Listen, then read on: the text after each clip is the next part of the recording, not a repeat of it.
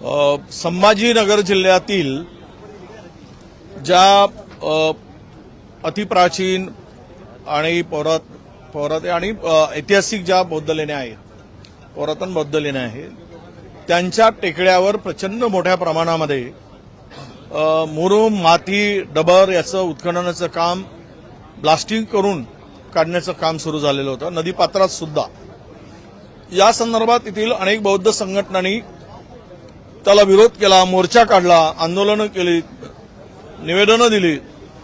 पण हे ऐतिहासिक स्थळ नष्ट करण्याचा जणू विडाच उचलला आहे. अशा प्रकारे तेथील हे माफिया, दगड आणि मुरुम सगळे उत्खनन करणारे माफिया आणि अधिकाऱ्यांच्या संगनमतामुळे तेथील काम तो थांबू शकला नाही.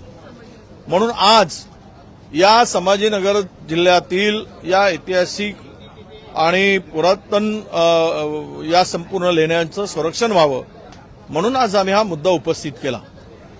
खरं तर मोठमोठ्या त्या स्फोटामध्ये आवाज येऊन अनेक ती उद्या जर संपूर्ण डोंगरच नष्ट झाला तर त्या संपूर्ण लेण्यांना धोका पोहोचेल, तडा जाईल आणि हे संपूर्ण बौद्ध लेण्याचं अस्तित्व संपुष्टात येईल. आणि हे अस्तित्वात आपल्या ते संपुष्टात यावं म्हणूनच काही अधिकाऱ्यांचा संगनमत आहे का, असाही प्रश्न आम्ही उपस्थित केला.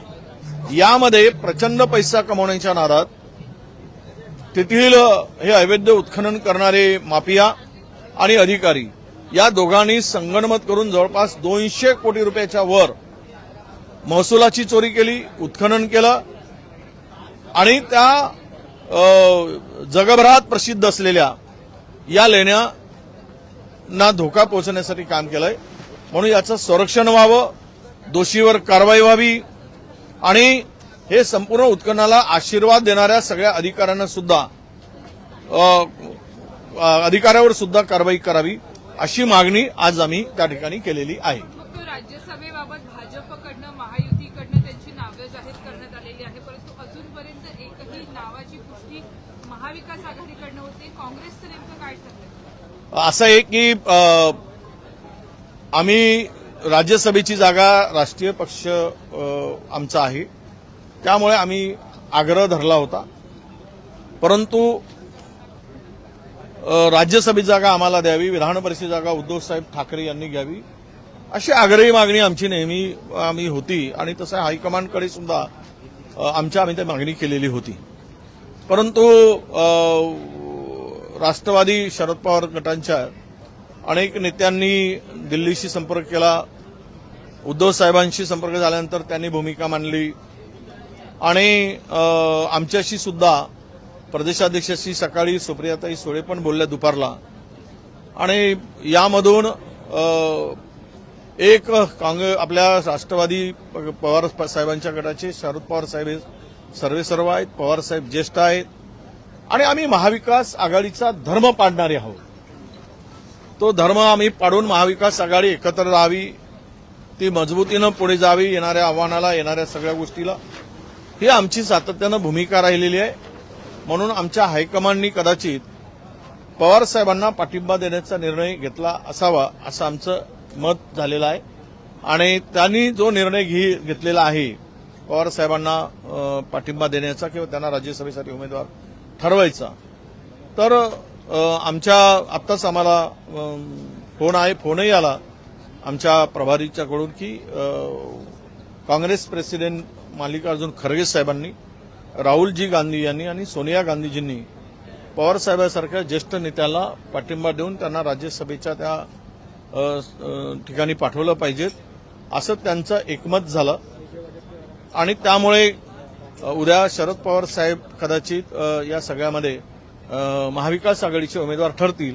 पण मला अजूनही तुम्हाला सांगतो की ही घोषणा तीनही पक्ष मिळून जोपर्यंत बसून पुढे जात नाही तोपर्यंत यावरचा अंतिम निर्णय आहे असं समजण्याचं कारण नाही. परंतु सर, आज राज्यसभा जर शरद पवारांना दोन मिनिटं राज्यसभा शरद पवारांना देण्यात आली तर विधान परिषदेच्या जागेवरती काँग्रेस आपला दावा करणार का? नाही, अजून वेळ आहे त्याला.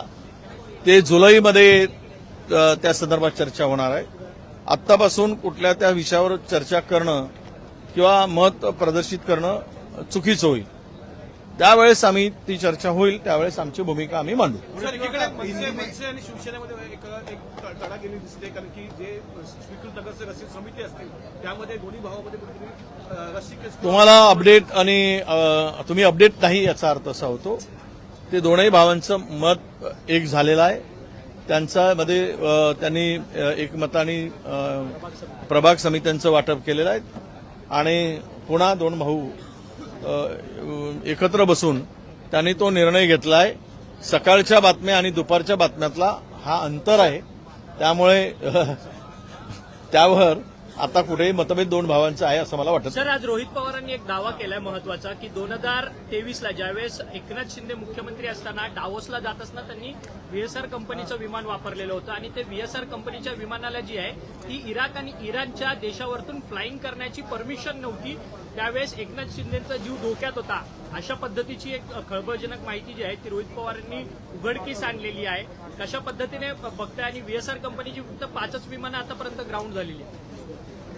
असं ही वादग्रस्त कंपनी आहे व्हीएसआर. हे आता काही लपून राहिलेलं नाही. या कंपन्यांचे फ्लाईट आपला पायलट वेळेवर येत नाही. या कंपन्यांच्या पायलटच्या संदर्भात काही तक्रारी होत्या. या फ्लाईटच्या संदर्भात, दुरुस्तीच्या संदर्भात, मेंटेनन्सच्या संदर्भात अनेक तक्रारी होत्या. यांनी नेहमी नियम तोडलेत, मोडलेत.